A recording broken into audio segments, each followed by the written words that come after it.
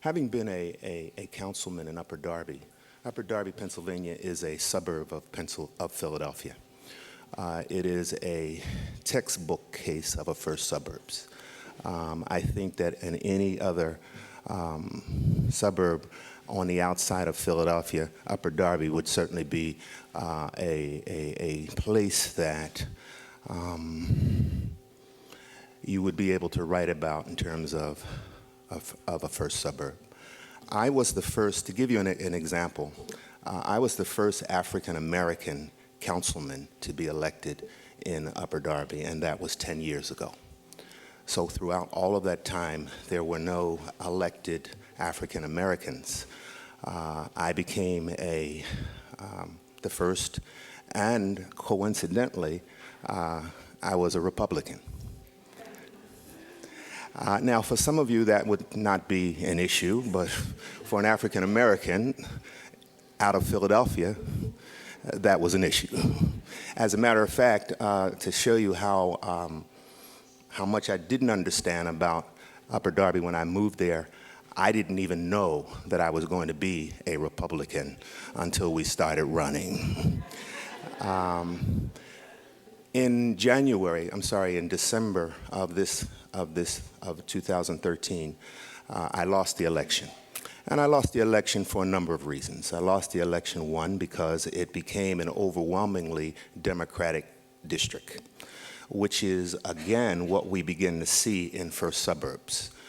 Those places, and I'm sure that our panel will be much more eloquent about this than I, we begin to see the demographics of first suburbs changing. They were originally and initially white middle-class residences. As minorities began to move, minorities began to move from those municipalities, those cities like Philadelphia, the demographics began to change. And as those demographics began to change, the political party that was in power in Philadelphia obviously was a Democratic power. They were in power. And so those people began to move out of Philadelphia into Upper Darby for better schools, as I'm sure our panel will talk about, for safety, and for a better life. What we began to see is that those same reasons that people left the larger cities now have become the problems in those first suburbs. And that's basically what we're going to talk about today. I am tremendously pleased to be able to facilitate this panel of experts on first suburbs, on education. What I'm going to do is ask each of them to give us a short 5 or 10 minute talk about who they are and what it is they would like to talk about, and then we're going to open it up to you for questions. So, Dr. Cashin, since you're on my right and I'm right-handed. Good morning.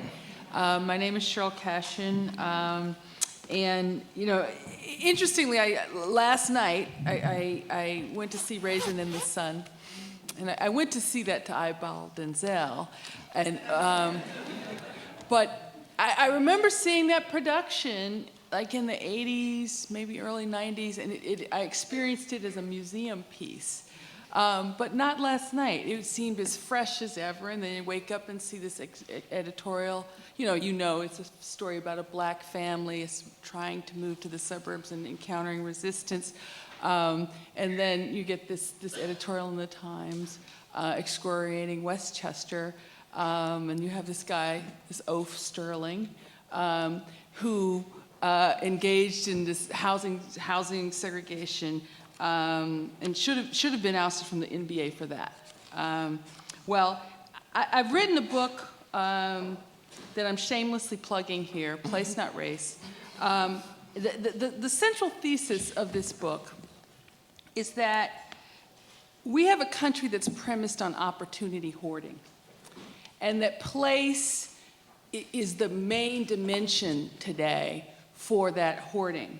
And the context for this whole conference is Brown, the 60th anniversary of Brown. And I actually feel very lucky to be middle-aged.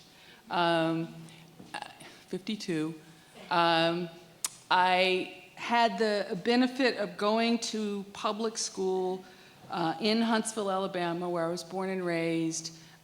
Finished high school, went to high school between 1976 and 1980.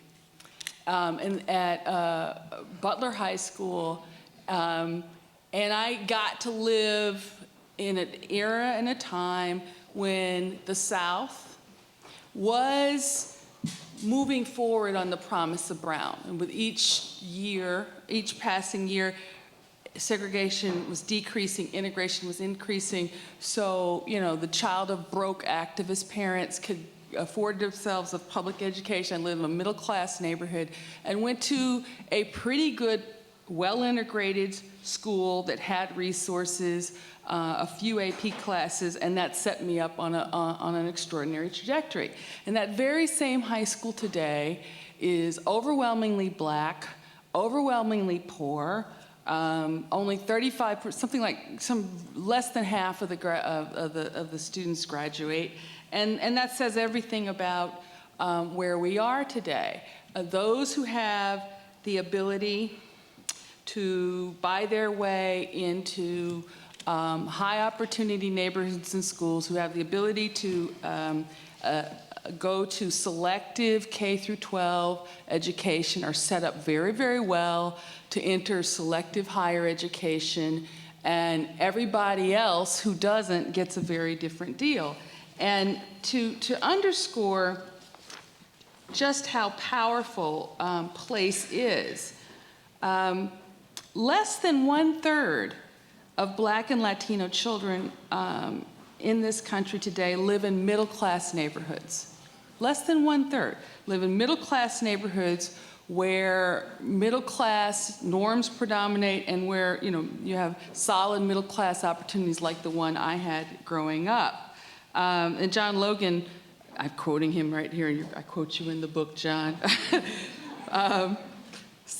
It's especially true for African Americans and Hispanics that their neighborhoods are often served by the worst performing schools, suffer the highest rates of crime, have the least valuable housing stock in the metropolis. But what I really try to emphasize is increasingly this disparity of neighborhood opportunity affects white folks. Today, only 42% of Americans of all colors live in middle-class neighborhoods. And that's down from about 65% in 1970.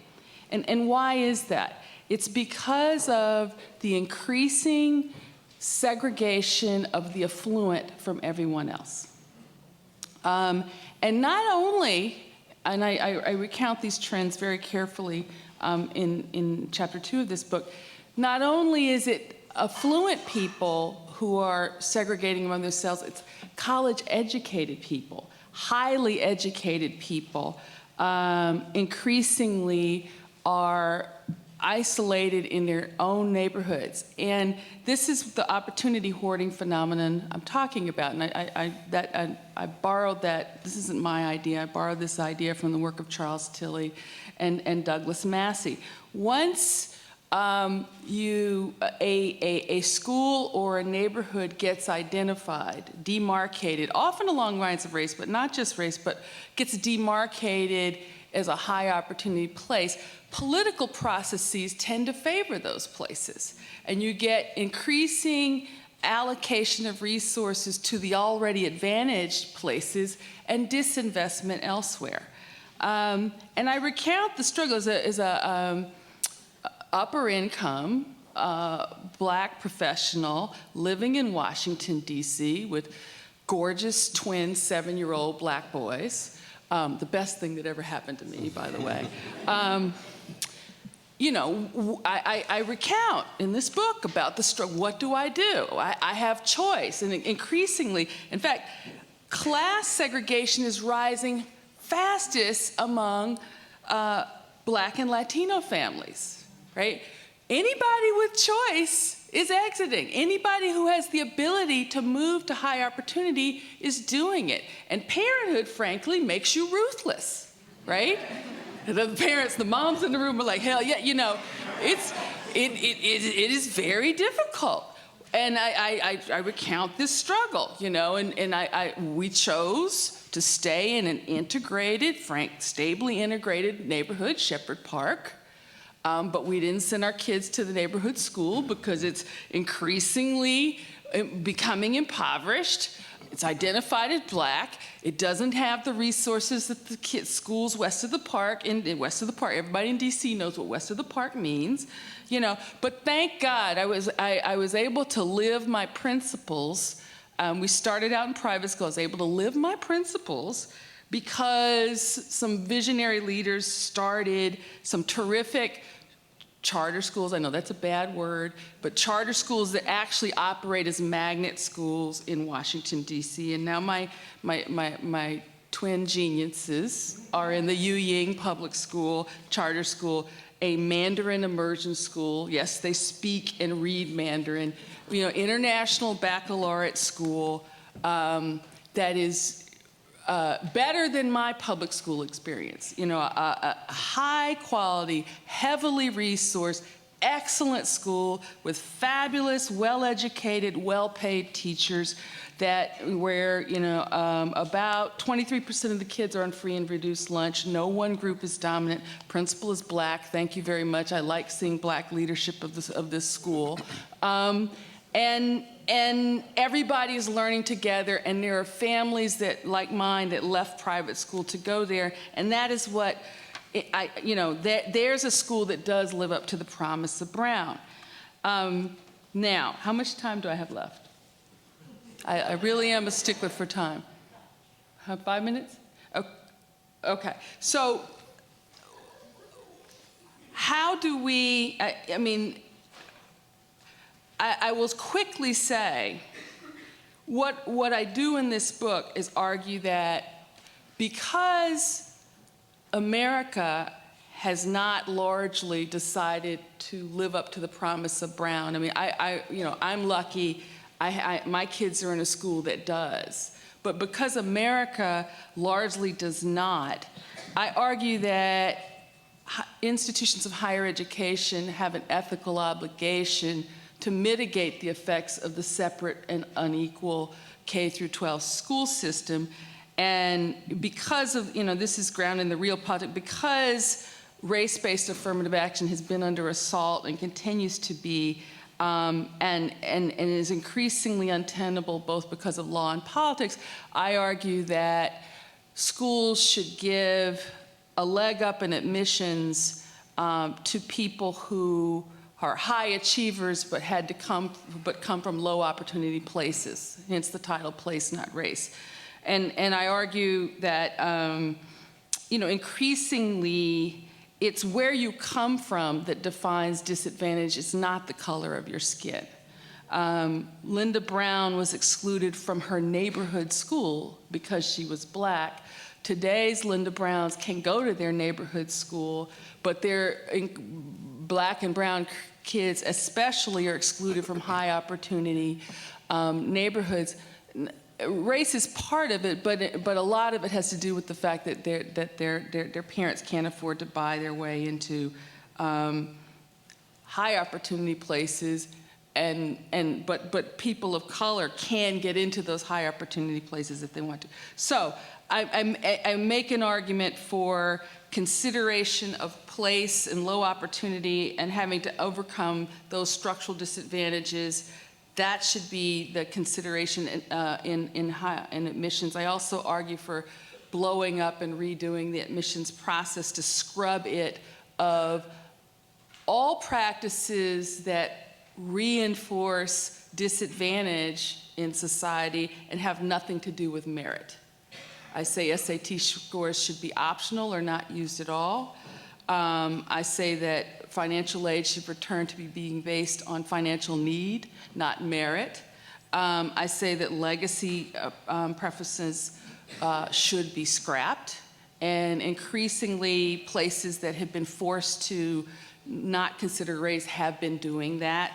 And all of this goes to my argument. I have a chapter, the last chapter of the book, called Reconciliation, which speaks to both the theory and the mechanics of building powerful cross-racial coalitions. All of this, for me, comes to the point of we need to begin to be about the business of building a saner multiracial politics. I prefer strategies that encourage rather than discourage cross-racial alliances. And that's where I come to this place about affirmative action, even though, you know, I'm speaking against my own interests, my own kids, you know, if my policies were followed, would lose the benefit both of affirmative action and legacies. You know, they won't get their legacy at Vanderbilt and Harvard where their parents went. But we're in a very, very bad place here. Our country is broken and our politics are broken.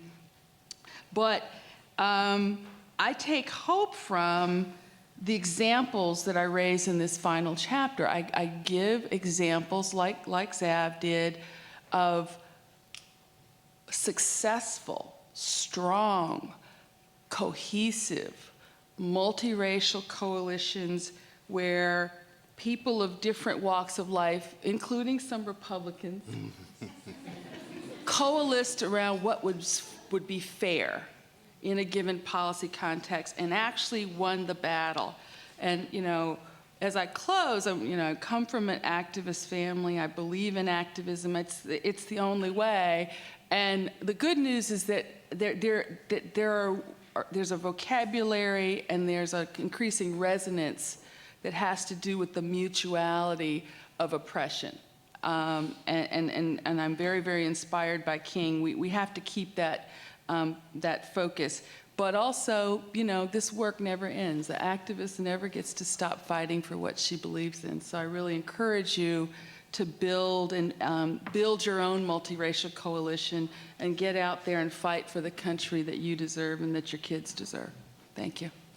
In my preparation and in my research on some of your writings, I ran across a very interesting term, and I'm hopeful that you'll be able to share that with us. It was segregation tax. It had to do with the cost that we pay with our policies of separation. I mean, in my first book, The Failures of Integration, I have an entire chapter that lays out the cost of segregation. And there are writers like Myra Norfield who do this very well. It's very, very documented. For the individual, segregation is extremely expensive. If you're white, particularly, you know, white people on average spend a lot more for their housing. In DC, a move west of the park can cost you $500,000 more for a smaller house. We decided not to pay that tax. But we pay for segregation not just in terms of individually, in terms of housing costs. We pay for it in terms of, you know, if you have to go an hour and a half outside the central city or an hour and a half away from where you work in order to get a stable community that's affordable, that has strong schools, you're going to pay for it with 1 to 3 hours in the car with all the social cost of that. Then, you know, I could just go on and on and on. No, I mean, but more than anything, we're society's paying for it with the fear that gets propagated by the other because of the lack of familiarity with the other. You know, the degree to which particularly black males are demonized and feared in this country because they're not three-dimensional human beings. They're this, you know, strange, scary thing, you know, and this is often true of people who even live around black kids, but I think that's the biggest cost to American society.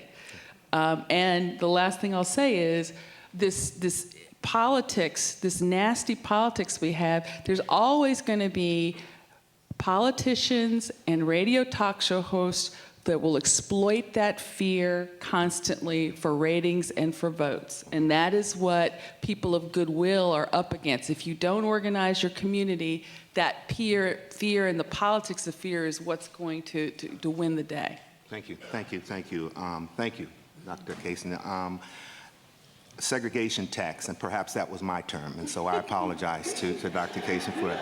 Thought I connected it to her name, but I think that she explained it exactly the way I would have liked for her to have explained it. There is a cost for the policies of separation that we espouse in America, and that tax is usually a lot higher for white Americans than it is for African Americans or other minorities.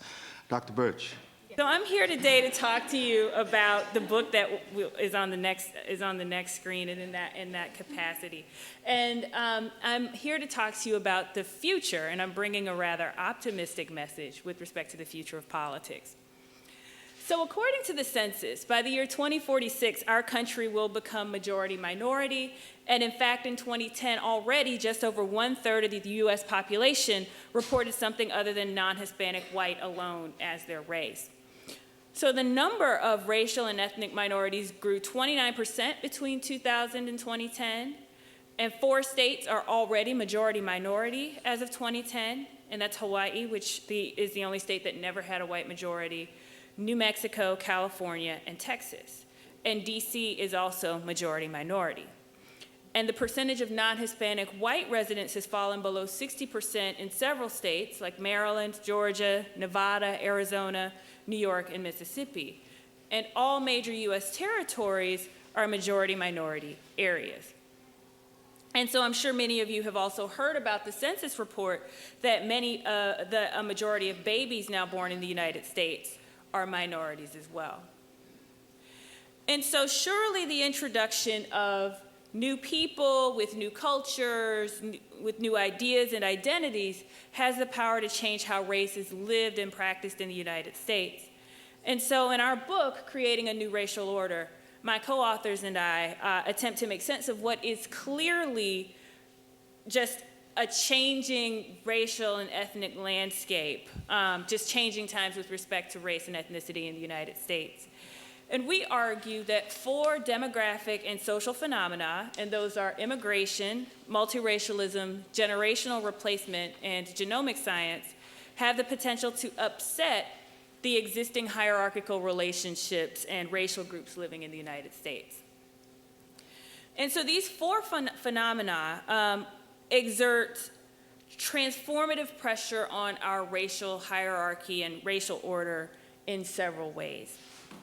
First, we argue that immigration, multiracialism, generational replacement, and genomic science have the power to change our very definitions of race and ethnicity, so that the meaning of or elements encompassed by those terms, by the term race, by the term ethnicity, are unclear, and so people just can't even come to a consensus on the number of races or the boundaries around the races or who fits into different races. Second, we argue that these phenomena are exerting pressure on the racial hierarchy and on the racial order by changing the classification of individuals into races, so that racial identity might be fluid or idiosyncratic, or different people might, under certain circumstances, identify with one racial group as opposed to another at different times and different points in life. Third, by shifting the relative positions within and among groups so that it becomes increasingly harder to predict people's life circumstances and chances by knowing just their race and ethnicity. Again, all these forces are exerting pressure on our existing understandings, especially materially, of who fits where in the category in the hierarchy based on race and ethnicity. Fourth, we've also seen a wide-ranging change, not a complete change, but a wide-ranging change in the extent to which racial and ethnic privileges and permissions are codified in our local, federal, and state policies and practices, and also explicitly in law as well. And finally, we're seeing pressure from these phenomena on social relations among groups and individuals, so that stereotypes, daily encounters, political coalitions, and social norms will become less predictable and different from what went before. Now, the book is not completely optimistic. We also acknowledge several forces, such as mass incarceration, wealth gaps, and the like, that exert cross pressures that can potentially block the positive transformations in the American racial hierarchy that might potentially result from these four phenomena that we discuss. So for this talk, I was asked to focus specifically on the possibility that immigration and generational replacement, particularly with respect to the increasing diversity of younger Americans, can exert pressure on social relations enough, just this one aspect of change, to sustain communities that are mixed by race and income. So just to begin, that multiracialism and immigration and other factors have dramatically shaped the demographic makeup of the younger generation. That fact is unmistakable. And I'm sorry this is much smaller than I thought it was when I was looking at it on my computer. But as you can see, based on the 2010 census, if we look at race and ethnicity just among the population under 35, we can see already that it's 55% white, which is much lower, which is a much lower proportion majority than when you look at the nation as a whole. So again, already, young people are an incredibly diverse group, and Hispanics are a growing proportion of, already a large and growing proportion of people under the age of 35. Interestingly enough, though, a higher proportion of people aged 35, under 35 are native born. So that may not be, they may be first or second generation immigrant, but again, second generation immigrant, but not themselves immigrating. But again, you still have about a 10% proportion of this cohort that are not native born citizens. So even more important than the mere fact of increased just diversity, that this generation looks differently, there is evidence that this increasingly diverse younger population differs in its racial relations and its social attitudes than previous cohorts. In fact, study after study finds evidence that this younger cohort of Americans is very tolerant of racial and ethnic diversity in ways that older generations just are not. In creating a new racial order, for instance, we cite evidence that cohorts of young whites surveyed in 2004 and 2008 were less likely to perceive blacks as lazier than whites than cohorts of young whites that were surveyed in just even the previous decade. And moreover, the racial gap in perceiving that black poverty results from lack of willpower, that's the quote from the survey question, that racial gap had almost disappeared in younger cohorts by 2004. And in fact, in 2010, the Pew report on millennials also found that only 5% of millennials, that was people under 30 in that year, agreed that interracial marriage was bad for society, compared with 26% of adults in the silent or oldest generation surveyed in that study. So with respect to tolerance for neighborhood diversity in particular, the evidence is also heartening but mixed. So to generate these tables, I looked at the Pew Social Trends Study of Mobility from 2008. And it has several questions about preferences on neighborhood diversity on a number of dimensions, not just race, and so I want to highlight a few of them here. So my analysis of this survey indicates that adults under age 35 are very tolerant of racial diversity. So 73% of whites, as you can see here in this section that I'm talking about. So 73% of whites, 88% of blacks in the green bar, and 71% of Hispanics in the blue indicated that they would rather live in, quote, a place with many different racial and ethnic groups. So that's a high proportion of people who say they want to live in racially and ethnically mixed communities. Very few say that they want to live in a community with people just of their same race or their own kind. However, it turns out that other forms of diversity that we in this room care about are a little bit less acceptable.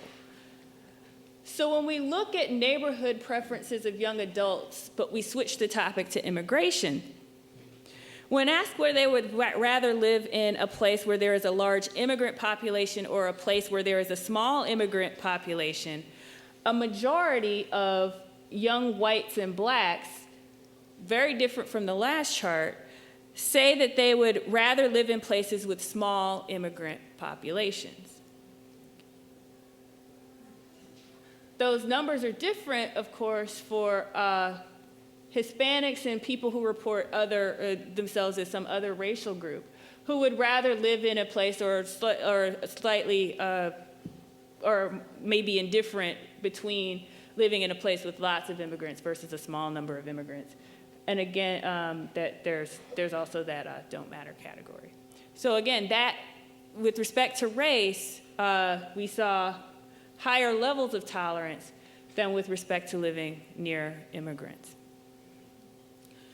Finally, when it comes to class diversity,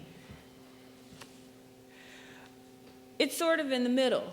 We start to see that the pattern looks more like what we see with race, but again, younger people are less tolerant of class diversity overall than they are of racial diversity. So here, still a significant number of young whites, 36% of young whites, 30% of young blacks, and 40% of young Hispanics indicated that they would rather live in a place where most people were the same, quote, social and economic class as themselves. So again, there's still significant support for segregation by class, by immigrant status, but not as much by race. So this evidence that stereotyping and tolerance for diversity are changing, even if we aren't altogether there yet among all the dimensions we care about. This evidence matters a great deal for the prospect of neighborhood integration in the future. As Camille Charles argues in her review of the literature on residential racial segregation, quote, whites use segregation to maintain social distance, and therefore present-day residential segregation, particularly blacks' segregation from whites, is best understood as emanating from structural forces tied to racial prejudices and discrimination that preserve the relative status advantages of whites. And so Charles then cites a number of studies that find negative racial stereotypes are the most common and powerful predictor of preferences for neighborhood racial and ethnic diversity. So this evidence of moderation among younger cohorts could be a key driver of neighborhood integration in the future, to the extent that they are exhibiting these stereotypes to a lesser degree than in the past. Still, a barrier might be what we saw with respect to class and a lack of tolerance for immigrant diversity, however. And I think future research should focus more on these attitudes among young people. It's really hard to find these questions and find these questions where young people were surveyed enough to know what they think. Quillian and Pager, for instance, find that willingness to live in a racially diverse neighborhood depends in part on white stereotypes about young black male criminality. And so, in particular, one might want to delve more deeply into cohort differences and stereotypes about minority criminality in order to start gauging how these factors might shape preferences for diversity later on. And so with that, I will sit down. You seem to have your writings indicate to me at least that you're encouraged with regard to the young people of today, that this young adult group seems to accept difference a little bit better. Can you give us an example, or how do you think young people will affect the direction of racial diversity in America? It's funny because it depends on which book I'm talking about, whether I'm positive or optimistic. So like I said, my other hat, I study criminal justice, and I study criminal justice in particular at the neighborhood level, and looking to see how different neighborhoods are shaped by criminal justice. And so my feeling there is very negative because, again, I document neighborhoods in which among cohorts of young people, particularly black men, you see incarceration rates at the neighborhood level as high as 20, 30, 40%. And so that's a very different kind of cohort socialization than what we might see talking about nationwide and with other kinds of groups. I think what we might what we might look for in the future is to think about whether these differences in the way that young people stand out will persist. So whether this is just an age effect, that is, young people are more liberal generally and they'll get more conservative as they get older, racially and in other ways, or whether this is a real cohort change in the sense that they are more liberal and will stay that way going forward, and whether this is just a lip service for diversity or whether they are actually more tolerant. Thank you. Thank you. Traci gave a relatively optimistic view about racial change in racial attitudes. And I'll start off by saying that I do myself see some positive trends, and there are some good things happening with respect not just to the increasing diversity of the nation as a whole, but even many neighborhoods are really changing their composition over time, and there is a trend toward increasing diversity at the neighborhood level in many places. However, it turns out that it's counterbalanced by the opposite trend of the entrenchment of the neighborhoods that are really not at all diverse, particularly the all black and all Hispanic, or the black and Hispanic neighborhoods of the nation are not breaking up at all. And so the overall degree of segregation in the country isn't much changing in spite of the positive changes that are happening in some parts of metropolitan regions. So I tend not to be very optimistic myself. And I think of it in terms of how I myself have changed my point of view. It was 1968 when I came to Columbia University to start graduate work. And I didn't know very much at the time. I was 21. I didn't know much. I hadn't experienced very much. But in that period, I felt a tremendous optimism myself. I thought, gee, the world is on the verge of tremendous change. Good things are happening. And with respect to school segregation, for example, there had not been very much action between the Brown decision and 1965, 1968. Really not much had happened. But in fact, we were on the verge of major breakthroughs. And between 1970 and 1980, the degree of segregation of American schools, and I'm speaking of the segregation of blacks from whites, it plummeted drastically. It dropped by almost half.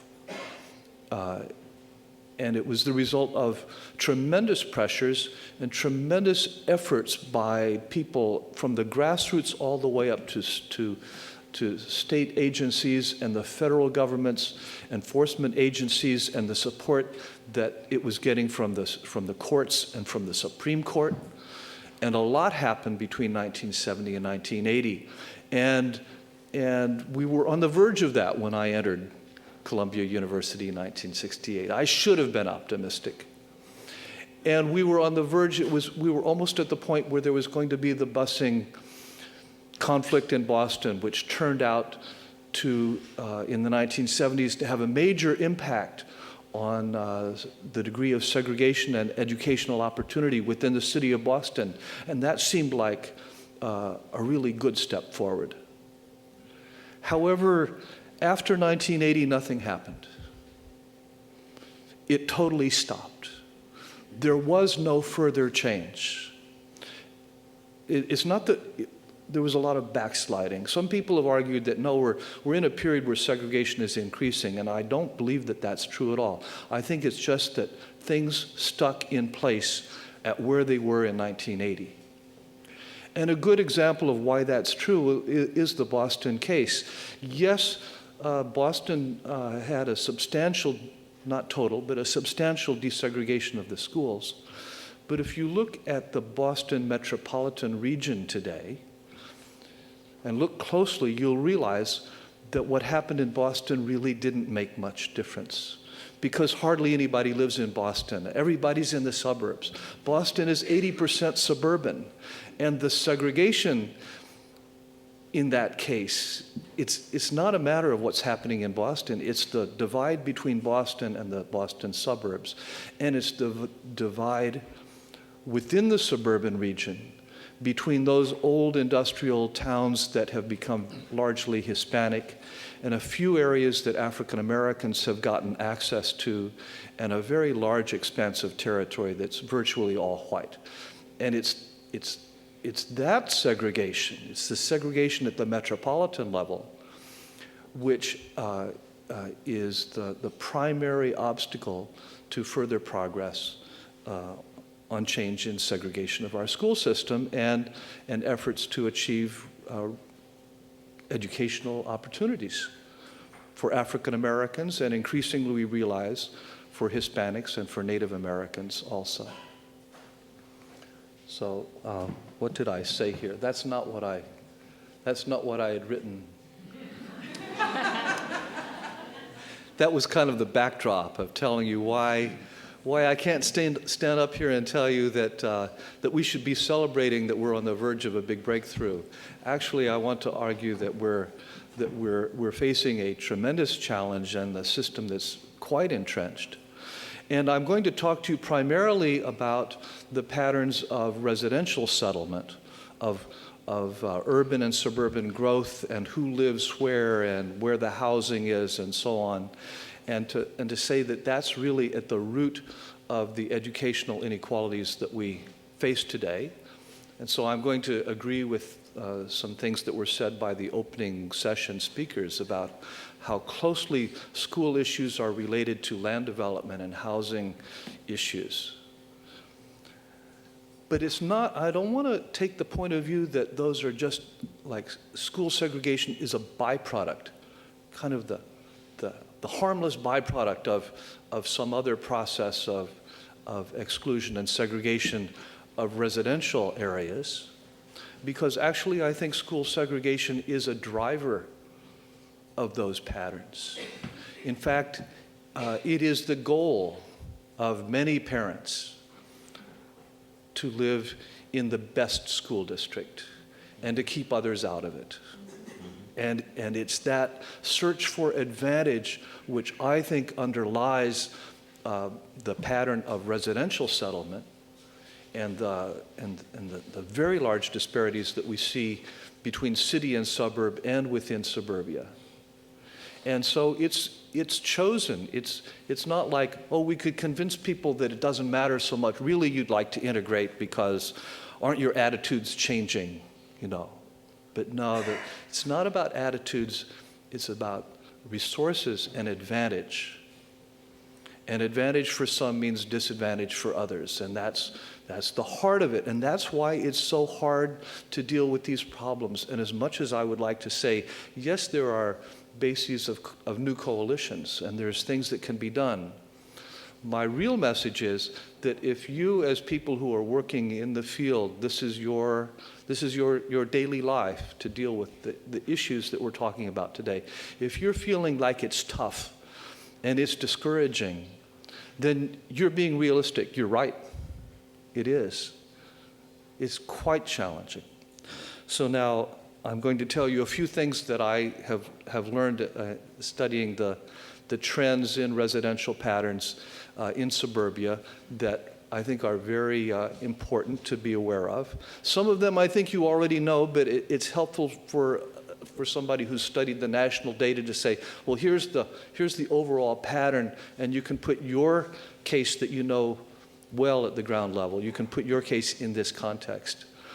a lot of what I'm going to say would be shocking to the average American. The average American thinks that we're not segregated. The average American thinks that it's equal opportunity. The average American thinks that if you are a middle-income person, regardless of race or Hispanic background, that you have an equal opportunity. That's what the average American believes, and I'm just going to point out that that's not true. It's not true in the suburbs. Well, let's see. This is not news for you. If you took a look at it, the purpose of this graph is just to point out that the suburbs are becoming more racially and ethnically diverse over time, but you already knew that. What might seem a little bit more surprising, and this is something to remember, kind of a take-home, geez, I knew it was changing, but how much is it changing? I've shown you a pie chart that shows the racial composition of central cities across the whole country in 1980, and the racial ethnic composition of the suburban parts of metropolitan regions in 2010. And that may be a little bit more of a surprise. The suburbs are as diverse today as central cities were in 1980. Definitely not, the Cleavers suburbs. It's definitely not white suburbia to the extent that it used to be. No, it's like the central cities used to be. Now, central cities have become even more diverse over time, too, right? Everything is changing.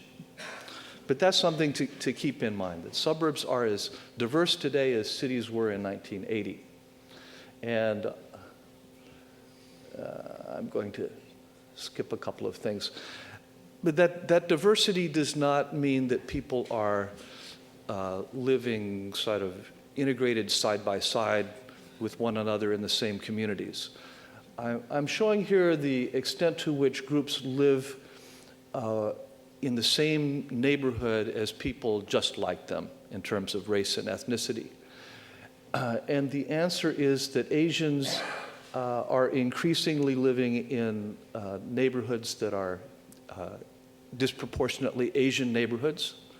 Something like 5% of the residents of Suburbia are Asian, but the average Asian lives now in a neighborhood that's 19% Asian. There's a piling up of Asians. There's a piling up of Hispanics too, increasing from 33% Hispanic in the average Hispanics neighborhood to getting close to half in the suburbs. And Hispanics are only about 10% or 15% of the suburban population, but they're living in neighborhoods that are 40% Hispanic. That's the reality of the degree of segregation. And what you might see is the one bright spot. Let's see, for African Americans, it's not changing very much. It's not going up, but it's not going down either. So we're stuck in place with respect to that. And with respect to living in the same communities as whites, being more exposed to whites, which you might expect to be if there were a pattern of desegregation, then people would be living over time in whiter neighborhoods. And the answer is no, that's for sure not the case. And it's partly because there's just less whites in suburbia to live with. That's part of it. Suburbia is becoming more diverse. Even whites are living in neighborhoods that are less white than they used to be.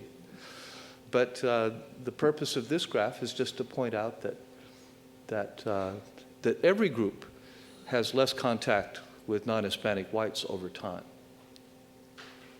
So that's some of the overall facts about the patterns of segregation. It hadn't occurred to me exactly that the Rausch Foundation was supporting the conference today and is very much based on Long Island. I'm using a Long Island example in part because I worked in Stony Brook for the first 8 years of my career. I'm pretty familiar with Long Island and patterns of change over time in Long Island, and I've worked with some housing groups on issues in Long Island. So this is a map just to illustrate the extent to which the segregation I've talked about shows up on the map. The percent Hispanic and the really purplish, the most purple areas are the areas that are 50% Hispanic or more. And you'll notice, well, let's see, do I have a pointer here? Is this a pointer? Yes, okay. So here's the Queens-Nassau County border. And as you cross the border, well, there's a lot of areas of Long Island that are majority Hispanic even, or 40% Hispanic. And at the other extreme, there are areas that are less than 5%, you know. So that's how it maps out. And this means there are specific communities that you'd look for and you'd say, and what are the conditions in the places where these people live? And for African Americans, same thing. Not exactly the same communities, but there's a fair degree of overlap, but just about as concentrated in particular parts of Long Island. And the thing that's more striking about African Americans is how many communities, how many census tracts really virtually have none. Hispanics are sort of everywhere a little bit.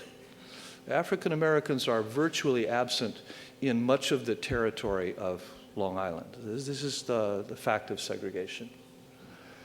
And then poverty.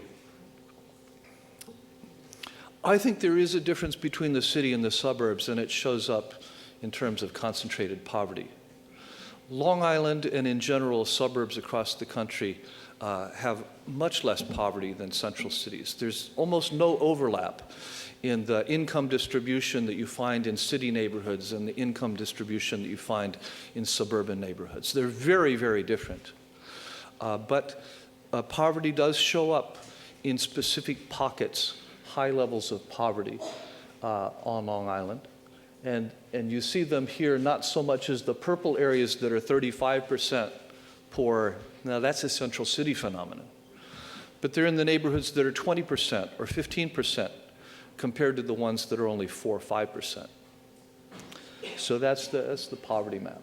Now I'm going to talk about the degree of segregation does not depend much on one's income. Are you kidding me? That's un-American to say that. It's all about income, isn't it? Well, so this is a point that I would like to make actually, is that it's all about race.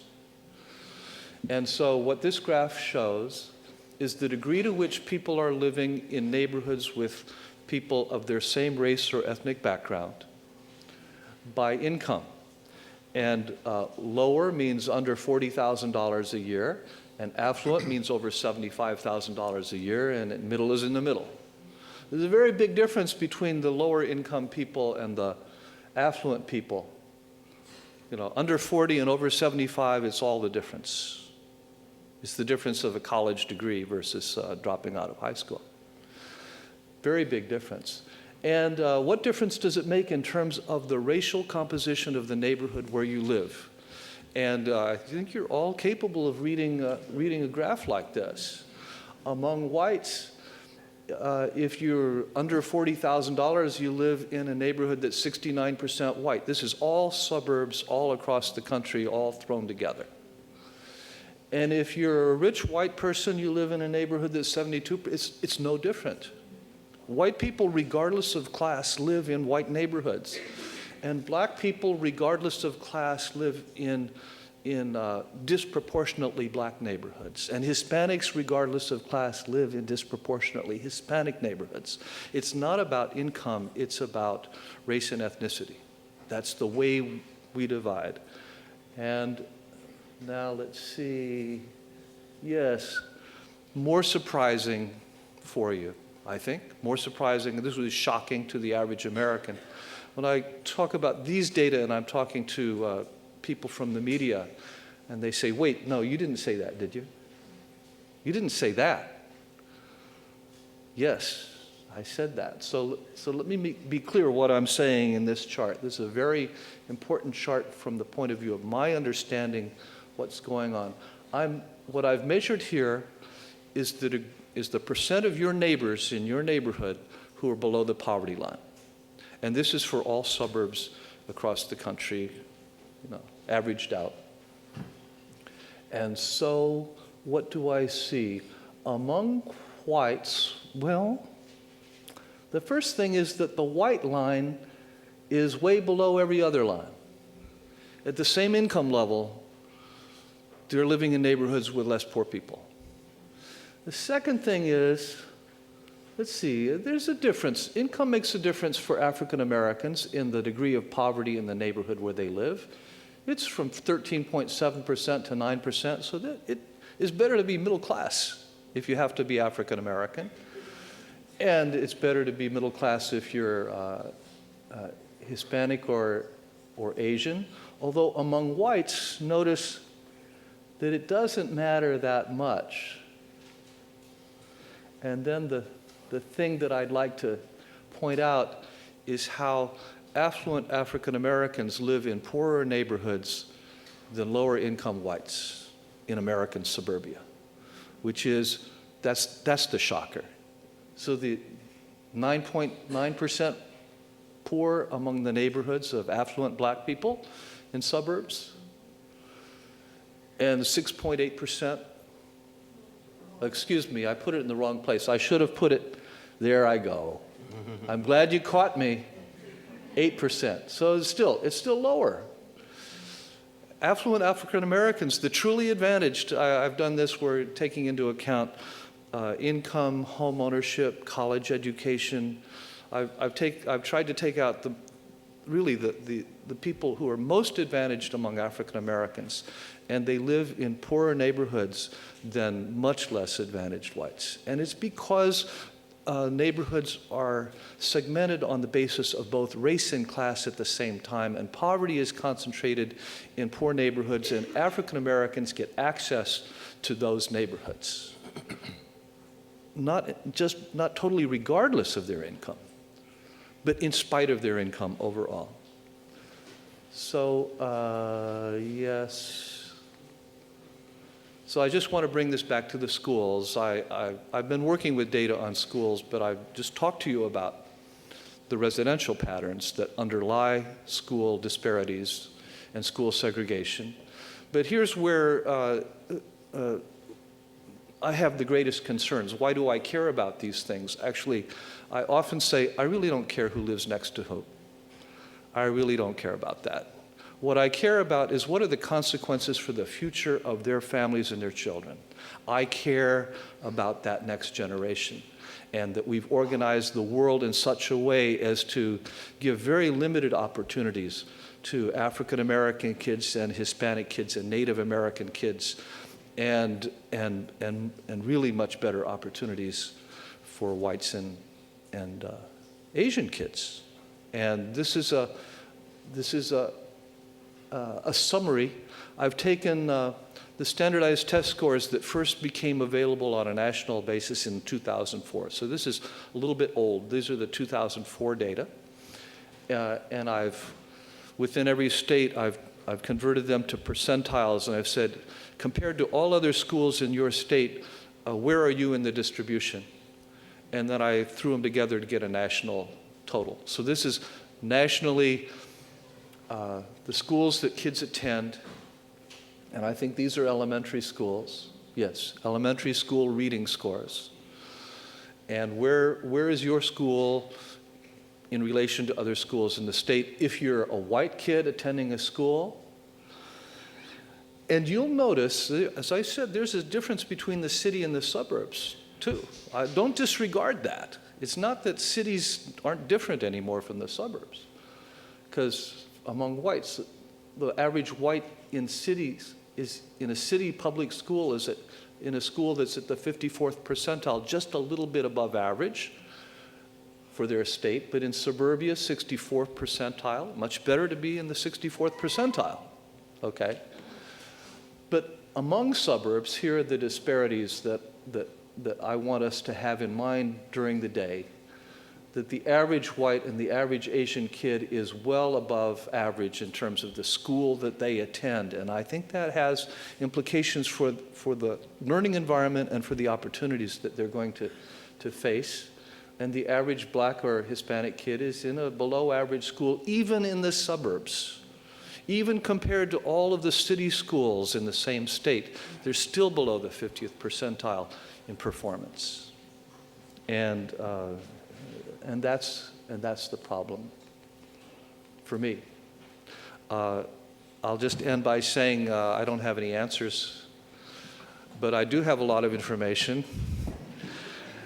And this website, the U.S. Schools website that we've developed, you could write down that URL, or you could just look up John Logan, U.S. Schools, Brown University, and Google will give it to you.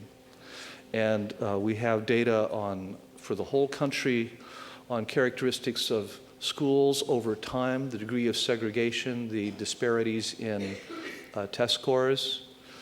1980, 1990, 2000, we're going to add 2010 to that pretty soon, and maps like the maps I showed you for Long Island, but that show for school districts what are the variations across space.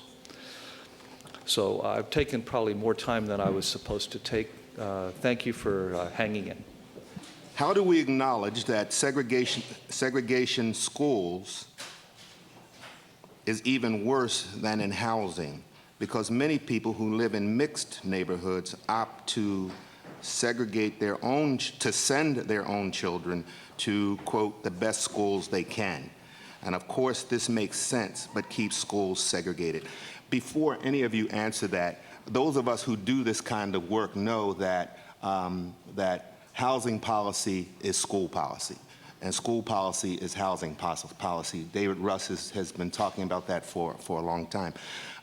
So I want to make sure that in your answer, if you can address that, first of all, if you believe that, to include that in your answer, because the work that I do back in Upper Darby, I see that the housing policy certainly impacts on the school policy and vice versa. Please. The gleam is in your eye, Dr. So the question, I believe, is how do we counter the fact that people with choices like myself, who may live in an integrated neighborhood, choose not to go to the neighborhood school? Well,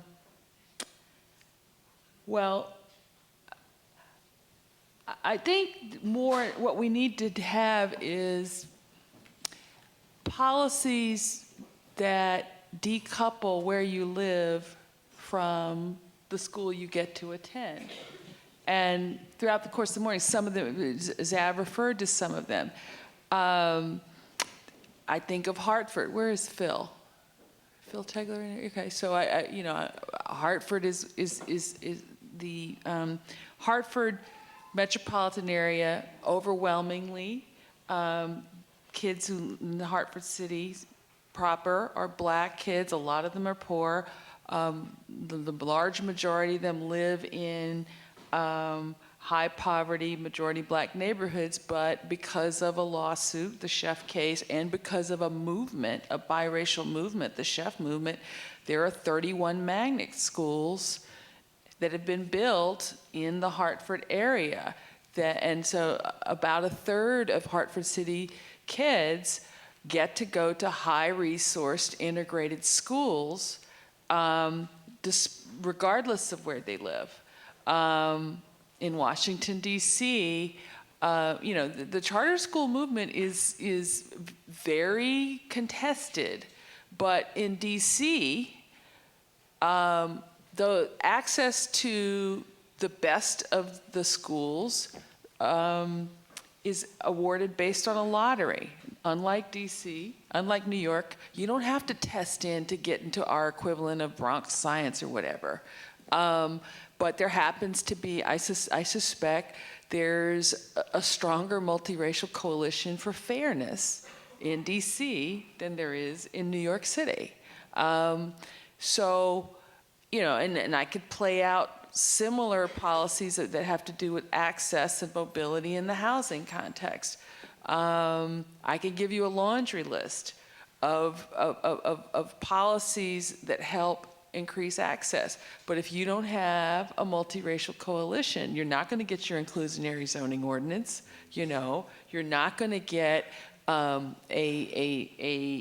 magnet schools that are highly resourced, that are access to which are allocated solely based on lottery.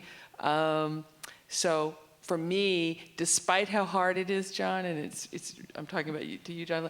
I mean, it is easy to be pessimistic, particularly when you talk about criminal justice. But if you don't do this hard work of building your alliance, you're going to get more of the same. Thank you. Thank you. Dr. Burch, this is, I suppose, directed to you, but I'm sure all the panel can certainly participate if they feel so. How do you explain to your students of color that though they live in the suburbs, they cannot do the same actions, i.e. pranks, that others do? The criminalization of students began when they shackled high school students in Teaneck, who committed a time-honored tradition of senior pranks. Would you like to? If you choose not to answer, it's okay. It's just weighing heavily on me because it just happened yesterday, and it may not be the time right now to answer that question. Well, I will say, I mean, at Northwestern, we have very few students of color, interestingly enough. And it is an ongoing campus dialogue, especially since racial incidents against professors and students of color have escalated. And there's at least one a year in which violence or threats or other kinds of actions pranks, as it were, happen against the community of color. And little is done about it, but of course, students are harassed by campus police and the like a lot. Lots of faculty on campus are trying to be a resource and are opening up a dialogue on campus with some support from the administration. For instance, a colleague of mine is now designing and will teach a course I believe in the fall, on campus climates and diversity and questions about things like why hate speech on campus is not the same thing as free speech and the like. But there is, I think at this point, the few students of color that we have understand that just based on their experiences by this point, that they just cannot act in the same way. And we're working on campus to change that, but there's not much we can do unless the climate of the campus police and as well as the administration changes. This is at a high school. Oh, I'm sorry. I don't have any experience with high school students. I'm sorry. Thank you. Thank you. Dr. Logan, what is the relationship between, and incidentally, this is our last question. We have run out of time. I apologize. What is the relationship between school integration and housing integration in the suburbs? Are there examples of progress in school integration that has also had positive effects on neighborhood integration? Oh. Well, first of all, of course, school segregation directly mirrors segregation of the neighborhoods. That's a starting point. And it's probably the strongest predictor across metropolitan areas of the degree to which schools are segregated is the degree to which housing patterns are segregated. So that's very clear. I mentioned that there's some signs of progress of increasing diversity in a range of neighborhoods in many metropolitan areas.